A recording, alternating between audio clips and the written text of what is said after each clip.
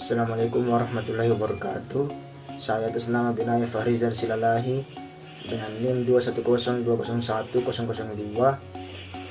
Di sini saya akan menjelaskan materi tentang plumbing yang telah saya praktekkan pada minggu lalu. Baik, kita akan masuk pada job pertama, yaitu memotong dan mengulir pipa galvanis. Adapun alat-alat yang kita gunakan pada praktek ini yaitu pertama, sney. Sney adalah alat yang biasanya digunakan untuk membuat ulir di bagian luar baut. Bagian ulir ini sangat penting untuk melakukan proses sambungan pada baut sehingga dua komponen yang terpisah bisa menyatu dengan sempurna. Yang kedua adalah ragum atau pipe vise. Ragum atau pipe vise adalah alat yang berguna untuk menjepit pipa yang akan dikerjakan, terutama pipa yang akan dilakukan proses sney atau ulir. Alat yang ketiga adalah pipe cutter. Pipe cutter adalah jenis alat yang digunakan oleh tukang pipa untuk memotong pipa. Selain menghasilkan potongan yang bersih, alat ini seringkali merupakan cara yang lebih cepat, lebih bersih, dan lebih nyaman untuk memotong pipa daripada menggunakan gergaji besi. Adapun bahan-bahan yang kita gunakan yaitu yang pertama, pipa galvanis ukuran 1/2 inch. Pipa galvanis adalah sebuah pipa yang terbuat dari besi atau seng yang telah melalui proses galvanisasi.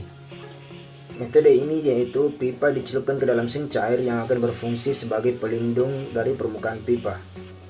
Selanjutnya kita akan masuk ke langkah kerja. Pertama, kita akan menyiapkan alat dan bahan.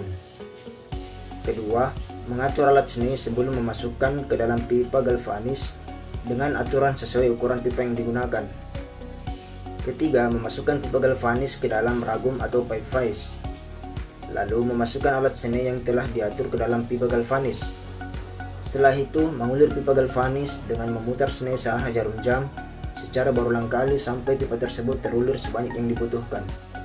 Setelah sudah terulir, pipa galvanis dipotong menggunakan cutter pipe. Selanjutnya, sney dibuka dengan cara memutar melawan arah jarum jam. Selanjutnya kita memasuki pada job 2, yaitu sambungan plat. Adapun alat dan bahan yang digunakan yaitu pertama, mistar. Mistar adalah sebuah alat pengukur dan alat bantu gambar untuk menggambar garis lurus. Dalam praktik ini, penggaris sangat dibutuhkan untuk mengukur. Kedua, palu karet.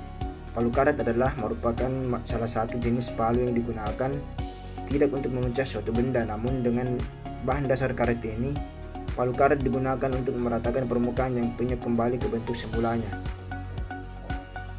Ketiga, gunting seng. Gunting seng adalah gunting yang digunakan untuk memotong plat yang digerakkan secara manual. Alat ini memiliki keterbatasan dalam kerjanya. Umumnya mereka hanya mampu memotong plat dengan ketebalan kurang dari 0,8 mm. Keempat, palu besi. Palu besi merupakan salah satu jenis palu. Karena berbahan besi, maka palu ini sangatlah kuat, di mana palu ini biasanya digunakan untuk memukul paku. Kelima, alat pelipat atau bending plate. Alat ini merupakan salah satu alat yang digunakan untuk melipat atau menekuk plat. Alat ini membentuk sudut yang ditentukan dengan menjepit benda kerja. Keenam, center punch. Center punch atau alat penanda titik bor memberikan tekanan pada permukaan agar lebih mudah ketika mengebor. Kita bisa menggunakan alat ini di berbagai macam kegiatan pertukangan. Adapun bahan-bahan yang kita gunakan pada praktik ini yaitu pertama, plat baja. Plat baja merupakan komponen yang sangat sering digunakan dalam industri, terutama dalam industri otomotif, industri perkapalan, dan alat transportasi, alat rumah tangga, bahkan keperluan bangunan. Plat baja biasanya digunakan untuk pondasi bangunan menjadi lebih kuat dan memberikan dukungan pondasi untuk jembatan. Kedua adalah kawat. Kawat merupakan benda yang umumnya berbentuk bulat yang terbuat dari logam dengan berbagai ukuran diameter. Jenis kawat yang lebih besar dan cukup kaku biasa disebut besi bagel. Pada praktek ini, kawat digunakan untuk membuat sambungan penguat tepi. Ketiga, paku keling. Paku keling merupakan jenis paku dari logam, terdiri dari kepala dan batang. Paku keling merupakan salah satu jenis paku yang bentuknya berbeda dengan berbagai bentuk paku lainnya. Paku ini sangat cocok untuk digunakan pada konstruksi yang berat atau ringan. Apabila akan memasang paku ini harap dilakukan secara hati-hati karena pemasangan paku ini bersifat permanen dan jarang akan terlepas lagi. Selanjutnya kita akan memasuki langkah kerja. Pertama, siapkan alat dan bahan sesuai yang diperlukan.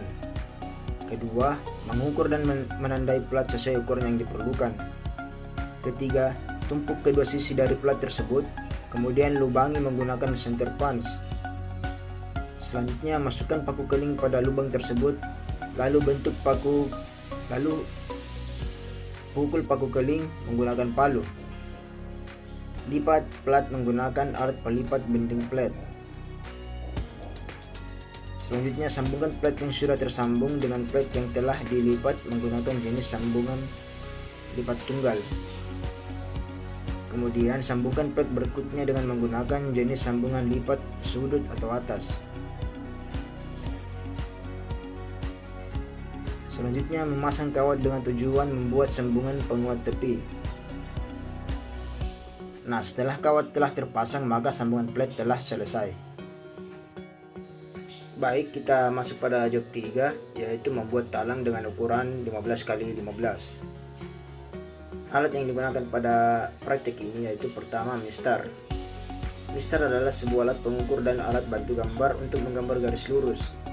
Dalam praktik ini, penggaris sangat dibutuhkan untuk mengukur. Kedua, yaitu pensil. Pensil merupakan alat yang digunakan untuk membuat tanda dan juga untuk menggambar di atas plat. Ketiga, palu karet. Palu karet digunakan untuk meratakan permukaan yang penyok kembali ke bentuk semulanya, sehingga permukaan benda yang penyok akan minim rusak meskipun ditempa berkali-kali. Keempat adalah gunting seng. Gunting seng merupakan gunting yang digunakan untuk memotong plat yang digerakkan secara manual. Alat ini memiliki keterbatasan dalam kerjanya.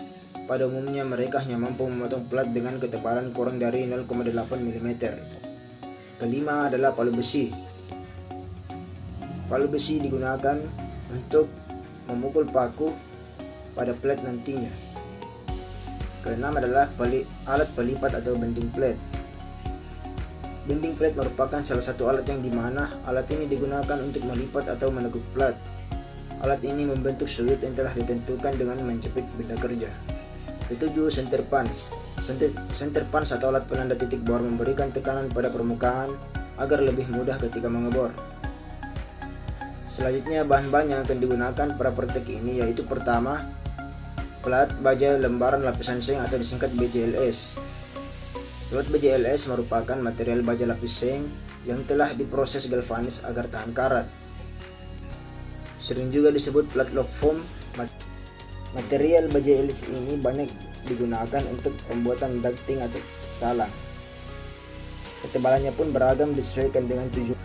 Kedua adalah paku keling. Paku keling merupakan jenis paku dari logam, terdiri dari kepala dan batang. Paku keling merupakan salah satu jenis paku yang bentuknya berbeda dengan berbagai bentuk paku lainnya. Apabila akan memasang paku ini, harap dilakukan secara hati-hati karena pemasangan paku ini bersifat permanen dan jarang akan terlepas lagi. Selanjutnya, langkah kerja. Pertama, siapkan alat dan bahan sesuai yang dibutuhkan.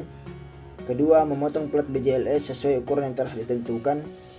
Ketiga, mengukur dan menggambar ukuran talang, yaitu 15x15. Keempat, menggunting atau memotong plat BJLS sesuai apa yang telah digambarkan. Selanjutnya, lipat plat menggunakan alat pelipat atau bending plat.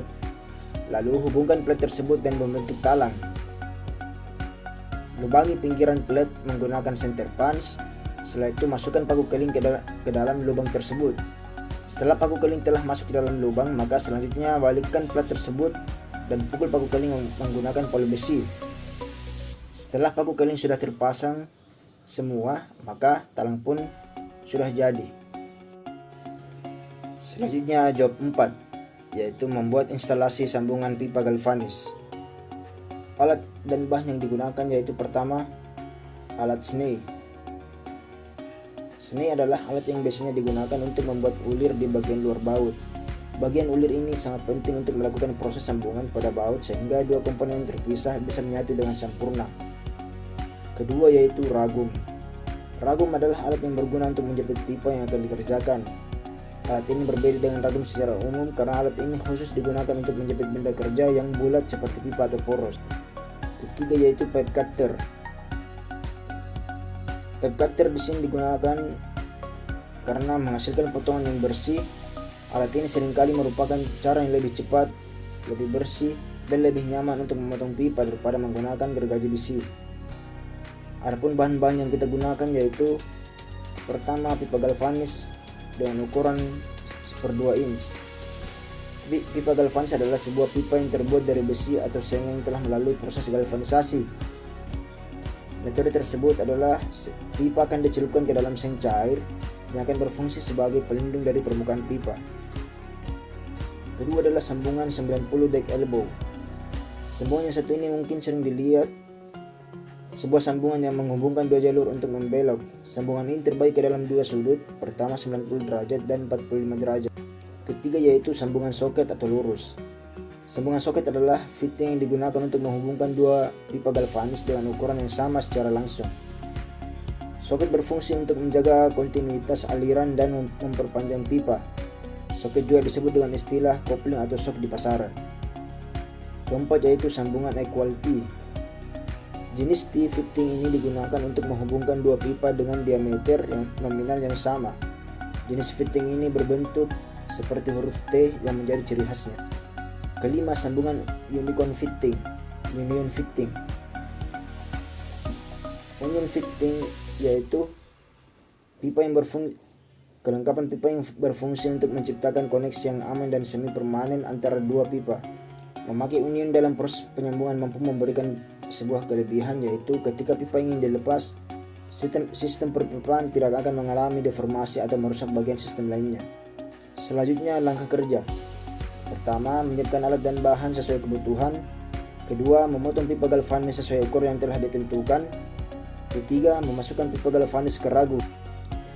Selanjutnya, kita mengatur alat semai lalu memasukkan pipa galvanis yang telah terpasang pada ragum. Lalu mulailah mengulir pipa galvanis sesuai arah jarum jam. Setelah semua pipa galvanis diulir, satu pipa dengan pipa yang lainnya disambungkan menggunakan sambungan. Setelah semua pipa telah tersambung, maka sambungan pun telah jadi.